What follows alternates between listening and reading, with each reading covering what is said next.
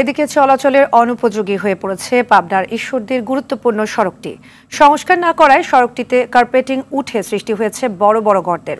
এছাড়া প্রতিদিনই ছোট বড় দুর্ঘটনায় হতাহত হচ্ছেন মানুষ, বিকল হচ্ছে যানবাহন, ভোগান্তি হচ্ছে নিত্যদিনের সঙ্গী। ঈশ্বরদী সংবাদদাতার পাঠানো তথ্য ছবিতে জানাচ্ছেন লামিয়া তানজিন মাহমুদ। কোথাও উঁচু কোথাও নিচু, যেন পথ নয় ধুলোর সমুদ্র।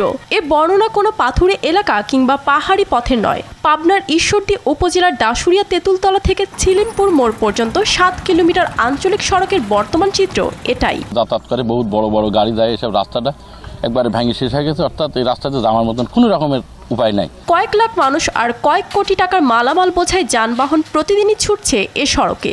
গুরুত্ব বুঝে 2018-19 অর্থ বছরে এ সড়কের প্রশস্ত 3 মিটার থেকে বাড়িয়ে 5.5 মিটার করা হয়। ঠিকাদারি প্রতিষ্ঠান প্রভাবশালী আওয়ামী লীগ নেতা হওয়ায় ক্ষমতার অপব্যবহার করে প্রভাব খাটিয়ে নিম্নমানের নির্মাণ সামগ্রী দিয়ে সড়কটির কাজ করা হয়েছে বলে অভিযোগ স্থানীয়দের। বর্ষাকালে একটু হালকা পাতলা বৃষ্টি হলে গাড়ি উল্টায়, অনেক উল্টাও যায়। গাড়ি ঘোড়া মনে করেন ভেঙে যায়, নষ্ট হয়ে যায়। যদি সারাদিনে 500 কামাই করে 200 টাকা মেকারের লেগে রাখা লাগে। বাধ্য হয়ে ভোগান্তি মাথায় নিয়ে সড়কে চলাচল করতে হচ্ছে স্থানীয়দের। ফলে দুর্ঘটনায় হতাহতের পাশাপাশি প্রতিনিয়ত বিকল হচ্ছে যানবাহন। ওখানে এক ক্ষতি ইট দেয়, ওখানে এক ক্ষতি ইট দেয়, এই করে চলতে চলতে এখন এই রাস্তার অবস্থায় 1.5 বছর 2 বছর হয়ে গেল। তবে সাধারণ সংস্কার না করে রাস্তাটিকে শক্তিশালী করে নির্মাণের প্রস্তাব পাঠানো হয়েছে বলে জানান এলজিইডির এ কর্মকর্তা।